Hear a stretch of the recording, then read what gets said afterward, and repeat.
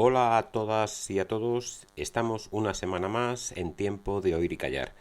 Agradecemos la escucha y el seguimiento que hacéis de esta sugerencia de música clásica que hacemos en Eña Radio todas las semanas y vamos a comenzar con ello.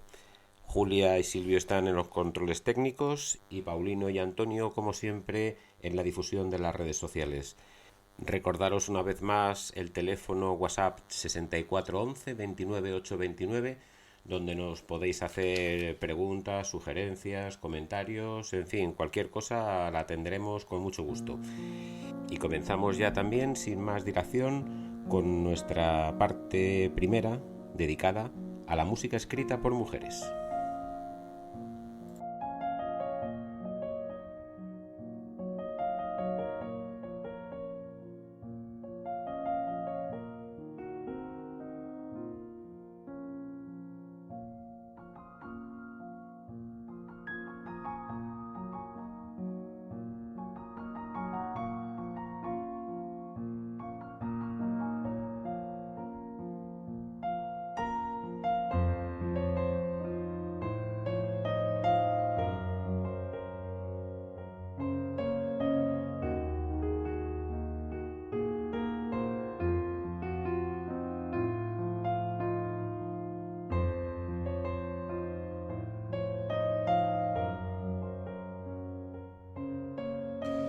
Y la mujer seleccionada para el día de hoy, para que la rescatemos de ese olvido en el que están las mujeres compositoras en el mundo de la música, pues como decía, el nombre de esta mujer es Vivian Fine.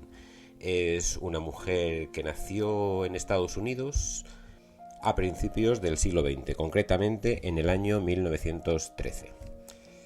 A los 13 años de edad ganó una beca para el Chicago Music College, de tal manera que así empezó, a esa edad tan temprana, empezó su carrera y en la que no dejaría de componer nunca hasta que desapareció de este mundo en el año 2000, cuando cumplió 86 años, que además lo hizo no por enfermedad ni por edad, sino porque murió en un accidente automovilístico. Bien, esta mujer ha ganado numerosos premios nacionales e internacionales y como una muestra, pues podríamos decir que fue elegida en el año 1979, fue elegida miembro de la Academia Americana y el Instituto de las Artes y las Letras. Es una persona de ascendencia en lo personal judío-rusa y en lo musical descendiente o considerada descendiente del compositor Scriabin y también de Ruth Crawford, allí en su país. Desde los 18 años, desde luego, se ganó la vida ya tocando el piano y digamos, ejerciendo la profesión de la música.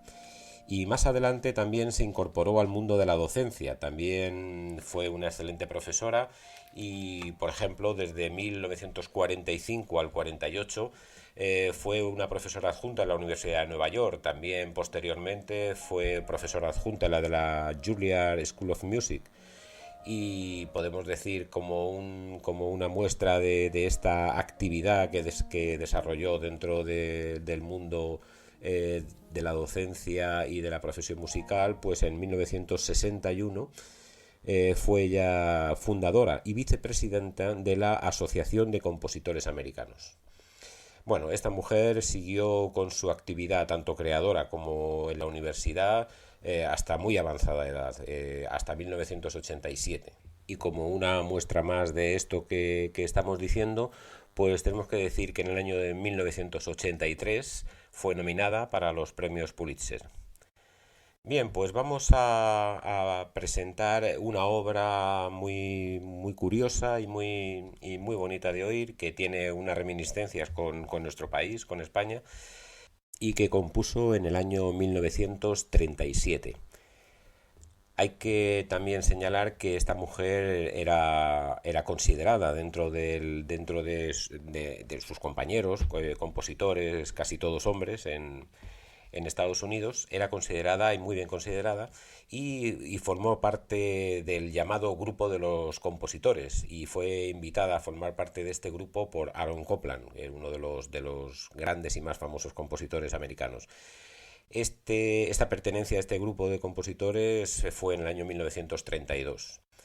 Dicen los que han conocido y estudiado su obra que en la música de Vivian Fine no hay dos obras que se parezcan o que sean del mismo estilo. Parecería que cada pieza y cada obra musical la aborda desde un punto de vista interpretativo nuevo y novedoso. Es una de las características que adornan a esta mujer. Bueno, y vamos a ir ya en concreto con la obra que había hecho referencia un poco antes y que es la que vamos a oír. Se titula Pieza para cuerdas calladas.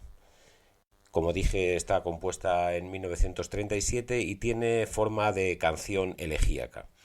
Es una pieza que está inspirada y dedicada desde luego al tiempo de la Guerra Civil en España. Y es es una respuesta activa a la oposición antifranquista que mantenía esta mujer dentro del ámbito internacional de apoyo al gobierno legítimo de la República en aquella época. En concreto, esta mujer pertenecía y apoyaba a la Brigada Abraham Lincoln, que fue una brigada de voluntarios de Estados Unidos y que acudió en apoyo de la República Española en tiempos de la Guerra Civil. Bueno, pues teniendo también en cuenta, como habíamos dicho, su ascendencia personal judía rusa y si recordamos, por ejemplo, el papel y la existencia de ese grupo de niños que fueron exiliados de España y que viajaron a Rusia, que fueron los llamados niños de la guerra, pues esta mujer compuso en el año 1937 esta pieza para orquesta de cuerda en honor y en recuerdo a estas personas. De hecho, el subtítulo de esta obra, que habíamos dicho que era Pieza para cuerdas calladas, el subtítulo es Para los niños de España o los niños de la guerra. Bien, pues pasamos a oírla.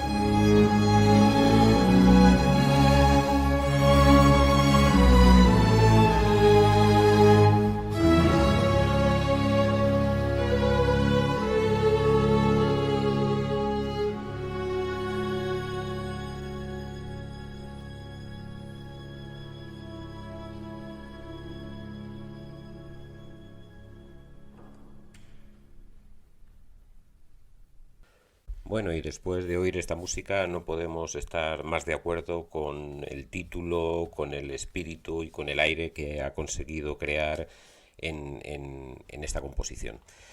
Bueno, pues no me queda nada más que animaros a que oigáis música de Vivian Fine y que conozcamos poco a poco y cada vez más a estas mujeres que la historia de la música quizá está silenciando, pero que nosotros nos estamos encargando de rescatar de alguna manera. Bueno, y vamos a pasar a la siguiente parte de nuestro programa y vamos a presentar también al siguiente compositor y a la obra que vamos a escuchar de él. Antes, bueno, pues vamos a recordar y agradecer que seguimos en la sintonía de Eñe Radio y que estamos, como todas las semanas y en concreto los miércoles, en el espacio de Oír y Callar.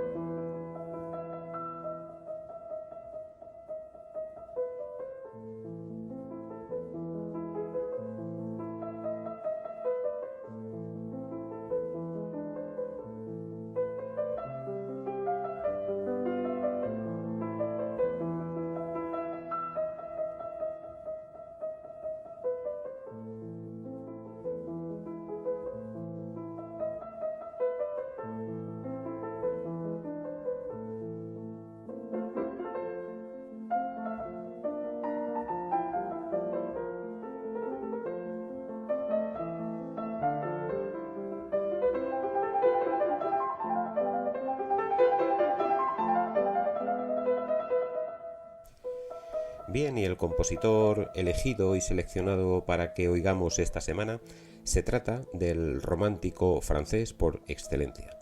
Se trata de Héctor Berlioz. Fue un hombre que nació en el año 1803, es decir, a principios del siglo XIX y en plena efervescencia de los primeros compositores que empezaron a dar los primeros pasos en lo que hemos dado en llamar la estética romántica, y que desde luego él bebió y conoció profundamente. Bien, pues este hombre fue orientado por su padre, que era médico, pues fue orientado por su padre no solo en la medicina, sino también en la cultura y sobre todo en la música. Berlioz desde muy joven mostró desde luego un gran interés por la cultura clásica y la literatura. De hecho, durante su vida tuvo una tremenda y enorme amistad con Alejandro Dumas y también con Víctor Hugo. Bueno, pues en 1821, es decir, con algo más de 17 años, pues empezó sus estudios de medicina en París. Estudios que desde luego fueron apoyados y empujados por su padre, pero que en 1826, es decir, tan solo 5 años después, los abandonó. Y no solamente abandonó esos estudios de medicina, sino que entró de lleno, digamos, en los estudios musicales y en el conservatorio, desde luego con la desaprobación de su padre. Bueno, la afición por la literatura fue algo que no dejó nunca, a pesar de que la música empezó a ser su gran pasión. Y desde luego esta afición por la literatura le llevó no solamente a leer y a tener amistad con los escritores, sino a escuchar y a frecuentar las representaciones de las obras clásicas, ¿no? Como habíamos dicho.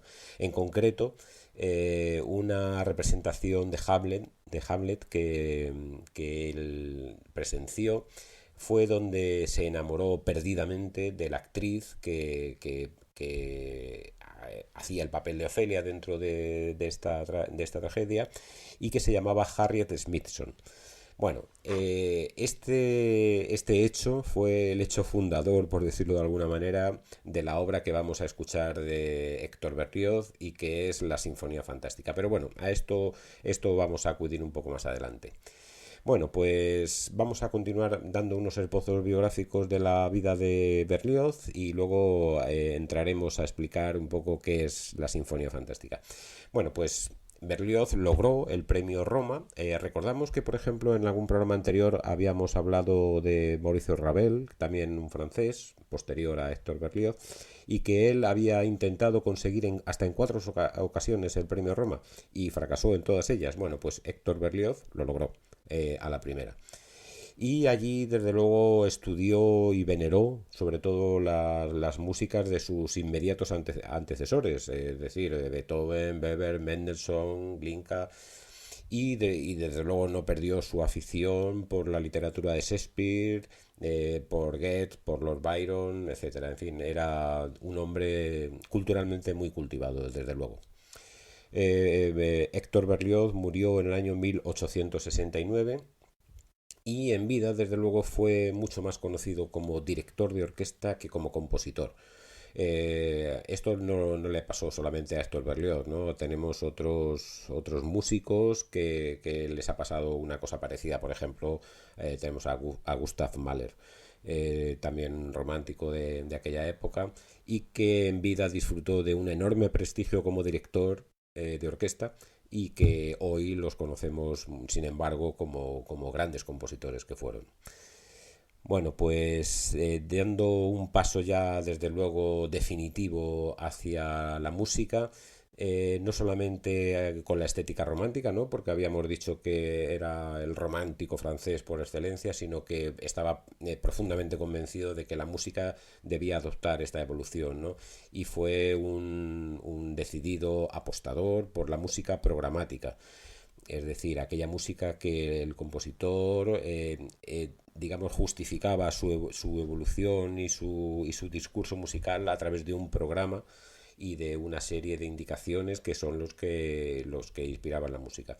Esta puerta que Berlioz abrió definitivamente y que había empezado a entreabrir Beethoven, por ejemplo, con su sexta sinfonía, con la sinfonía pastoral, pues Berlioz la abrió definitivamente y entraron por esa puerta pues compositores de luego del prestigio y de la majestuosidad pues de Mahler, de Wagner, de Strauss, etcétera. Bueno, pues la Sinfonía Fantástica tuvo un tremendo éxito en su estreno. Hay que recordar que se estrenó en el año 1930, es decir, tan solo 3 años después de la muerte de Beethoven, y que esta sinfonía fue dedicada al zar Nicolás I.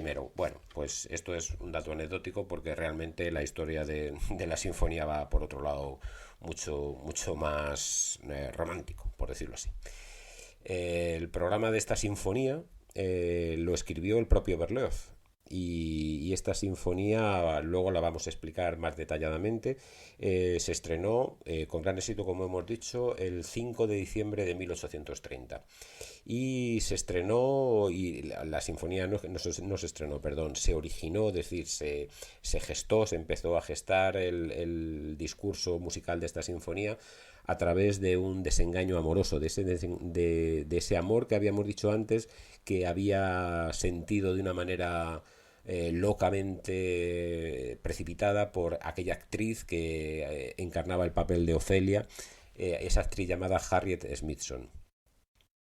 Bueno, pues el hecho del estreno de esta sinfonía propició que esta actriz acudiese a ese estreno, no al estreno, perdón, sino a una representación posterior de esta sinfonía, y que por fin esta actriz conociese a Héctor Berlioz y entablase pues un amor tan deseado por él, ¿verdad? Y este amor acabó en matrimonio. Pero claro, esto fue ya después de la ejecución y de la composición de la sinfonía, porque como hemos dicho, la sinfonía fue precisamente escrita por el desengaño amoroso. Vamos a empezar a relatar cómo Berlioz, digamos, después de conocer, no de conocer, porque realmente no la conoció, simplemente se enamoró de ella por cómo la vio actuar. Pero cómo Berlioz empezó a ingeniárselas y a crear situaciones, a provocar situaciones para que esta actriz se pudiese encontrar con él y se pudiesen conocer. Todas estas situaciones que ideó Berlioz, desde luego, fueron un fracaso total. Por ejemplo, pues él intentó por todos los medios acudir a los ensayos y a las obras donde esta Harriet trabajaba y hacía de actriz. Concretamente en uno de ellos, digamos que se encontró tan persuadido por la tremenda personalidad que debería tener esta actriz, que en uno de ellos Berlioz comenzó a aullar como un lobo dentro del ensayo, lo que provocó desde luego el temor y el miedo de esta mujer que desde luego tuvo el efecto contrario del que Berlioz intentaba conseguir. De tal manera que cuando le hablaban a Harriet de la persona de Héctor Berlioz, Harriet lo que tenía era pavor y miedo, ¿no? No quería acercarse a él bajo ningún concepto, ¿no? Después de haberle oído aullar en uno de sus ensayos. Luego también, pues Berlioz intentó por todos los medios, a través de las composiciones y de los sitios donde se tocaban obras suyas, pues que Harriet acudiese a esos conciertos, y en algunas ocasiones lo conseguía. Harriet acudía a estos conciertos, pero no mostraba el más mínimo interés ni por conocer al compositor, y ni por saber nada de él, ni por apreciar su música, no le gustaba especialmente, ni nada de nada. O sea, este es de alguna manera el caldo de cultivo al que me hacía referencia antes, con que Berlioz se había inspirado en un desengaño amoroso para componer su Sinfonía Fantástica. Todos estos intentos que Berlioz ideó, pues todos fueron un fracaso absoluto. Paradójicamente, cuando no fue un fracaso fue cuando, ya después de compuesta la Sinfonía Fantástica, por este desengaño amoroso, y después del tremendo éxito que obtuvo esta sinfonía en sus ejecuciones en París, después de su estreno, pues pasó lo que Héctor Berlioz quería que hubiese pasado muchísimo antes, y es que se conocieron. La actriz Harriet le fascinó la música que estaba contenida dentro de esta Sinfonía Fantástica. Se conocieron, como digo, en el año 1832 y se casaron. Se casaron apenas de un año después de haberse conocido, y vivieron pues el idilio amoroso que Berlioz había soñado desde muchísimo tiempo antes. Pero bueno, como estas cosas suelen también suceder, ese idilio tan solo duró 11 años. A los 11 años, Berlioz y Harriet se separaron. Bueno, pero vamos a ir ya más en concreto a oír la Sinfonía Fantástica, y vamos a ver el subtítulo que el propio Berlioz le puso a esta obra, y es muy curioso. El subtítulo es Episodio en la vida de un artista. Este episodio en la vida de un artista es ni más ni menos que el programa que él ideó para esta sinfonía. Es una sinfonía en 5 movimientos. Y también vamos a decir una cosa curiosa de esta sinfonía, y es que esta sinfonía, vamos a recordar que se estrenó en el año 1830, es decir, tan solo 3 años después de la muerte de Beethoven. Y hay que comentar que esta sinfonía, sin embargo, supuso una evolución tremenda en el avance, bueno, en el estilo musical y en las técnicas de composición musical. Esta sinfonía pareciera que se había adelantado casi 100 años a su tiempo. ¿Por qué? Porque recurre digamos, a unas técnicas y a unos recursos estilísticos que los compositores de aquella época, como hemos dicho que el estreno fue un éxito, los compositores de aquella época y los críticos de aquella época aplaudieron, pero sin embargo no siguieron. Es decir, los compositores de aquellos años, Schumann, Schubert, Mendelssohn, en fin, todos ellos, Brahms, todos los grandes compositores románticos del siglo XIX, no compusieron bajo estos avances que había propuesto Berlioz en esta música. Cosa que, por ejemplo, sí que hicieron mucho más a final de siglo, pues compositores que ya dieron el siguiente paso de la estética romántica, ¿no? Hacia el impresionismo y tal, pues como pudieron hacer Debussy, Ravel, en fin, y otra serie de compositores. Así que, bueno, pues tenemos a esta sinfonía como una pequeña isla evolutiva dentro del estilo romántico, y que, bueno, que vamos a empezar ya a explicar y a escuchar.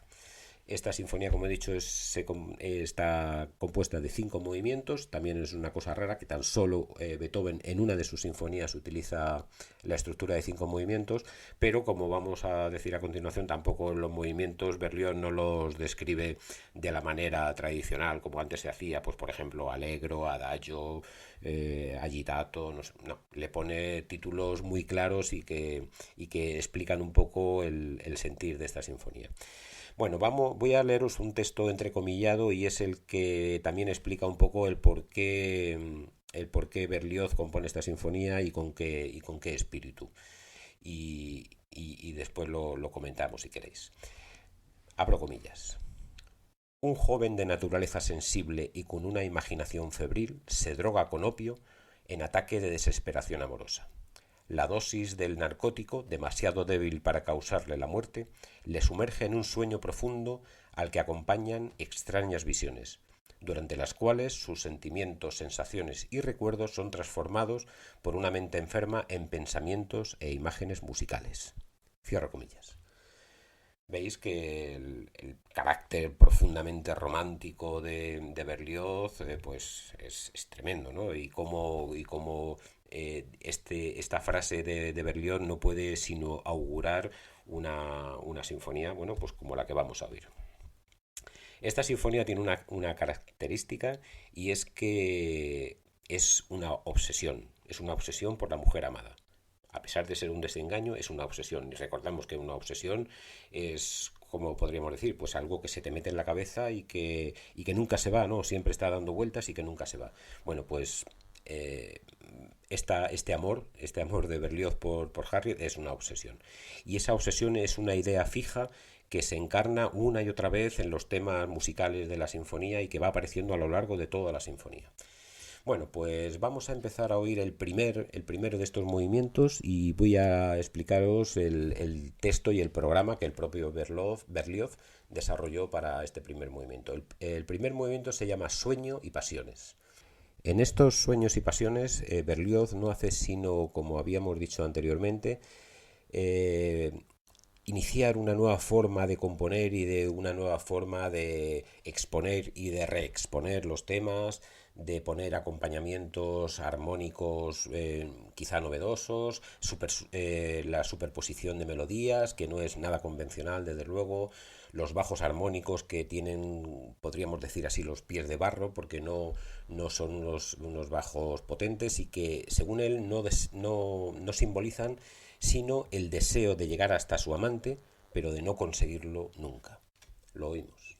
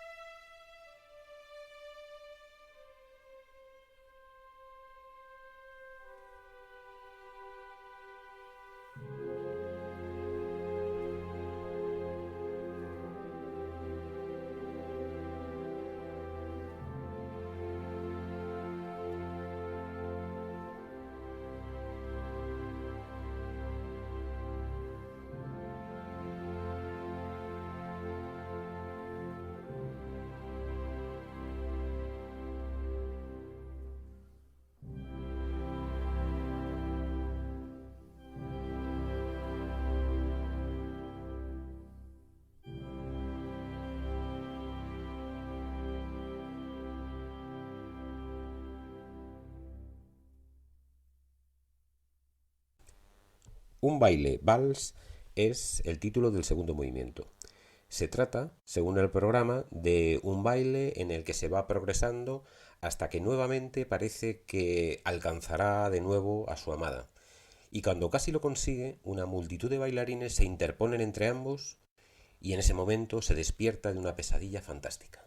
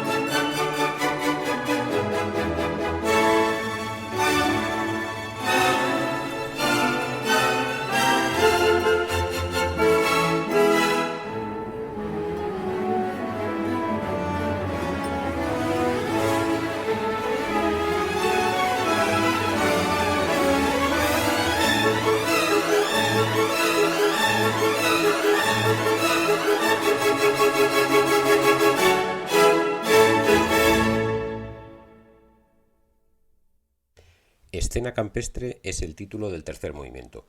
Sueña de nuevo el artista, desde luego, con una escena muy bucólica, con una fuerte expresividad, quizá muy tormentosa. Por ejemplo, utiliza a cuatro timbaleros. Bueno, pues a pesar del sueño plácido y reconfortante, digamos que hay una reconciliación con la belleza de la naturaleza y dos pastores alejados el uno del otro se comunican con sus flautas. Nadie está solo en ese momento. Es un clima de esperanza y entonces la música cambia y aparece de nuevo la obsesión, esa obsesión amorosa de Berlioz, y de nuevo un final tormentoso.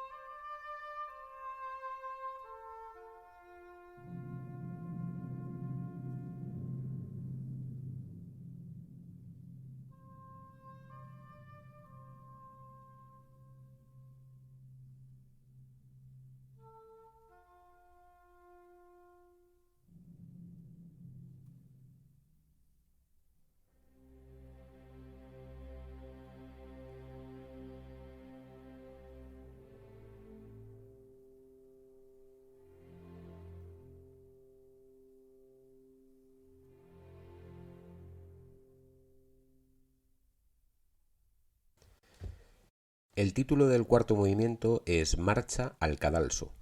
De nuevo se ve sumergido en un sueño en el que mata a su amada y luego ha de rendir cuentas ante la guillotina.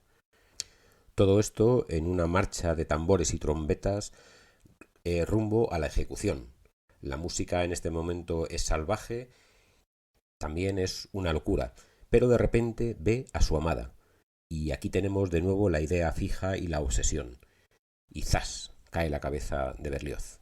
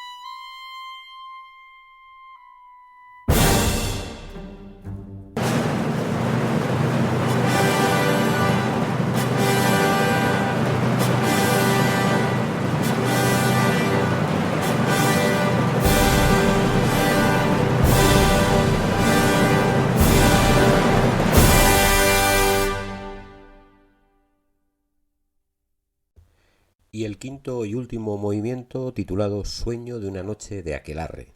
Es una nueva pesadilla en el que las brujas del Sabbat encabezan el cortejo fúnebre. El muerto, es decir, Berlioz, contempla su propio funeral. A la cabeza de estas brujas está su amada, de nuevo la obsesión, estas brujas volando sobre sus escobas. Campanas fúnebres suenan con la música del Dies Irae. El Dies Irae es un himno gregoriano en latín que bueno, es muy antiguo y además es utilizado por muchísimos compositores. Este Dies Irae es traducción los días de la ira. Y también en este movimiento tenemos una de esas cosas novedosas que aportaba Berlioz en la música, y es el efecto con leño. Con leño, que es con la madera, ¿no? Traducido del italiano. Es, digamos, una forma de tocar que tienen los músicos de arco, es decir, violines, violas, violonchelos, contrabajos. Es, como decíamos, una forma de tocar que, en vez de tocar con las cerdas del arco, con las crines del arco, pues lo que hacen es tocar con la madera, es decir, con la vara del arco. Y este sonido es como una simbolización de los esqueletos bailando, ¿no? Cómo le suenan los huesos a los esqueletos bailando, y el burbujeo del caldero de las brujas. Bueno, es, como veis, todo una simbología tremenda en este movimiento final.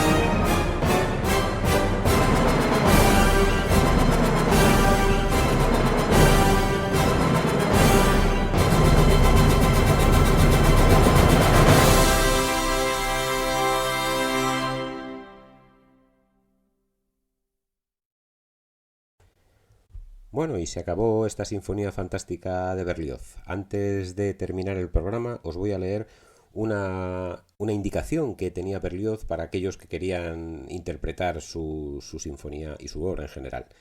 Decía Berlioz: para interpretar adecuadamente mis obras es menester una combinación de precisión extrema, brío irresistible, una vehemencia regulada y una ternura onírica, una melancolía casi mórbida. Bueno, ya veis que este hombre no escatimaba en efectos sonoros. Bueno, pues nada, espero que os haya gustado mucho el programa de hoy y bueno, pues no hago sino desear que sigáis aceptando esta sugerencia de música clásica que una vez a la semana hacemos en Oír y Callar. Hasta nuestro próximo encuentro. Eso es todo, amigos.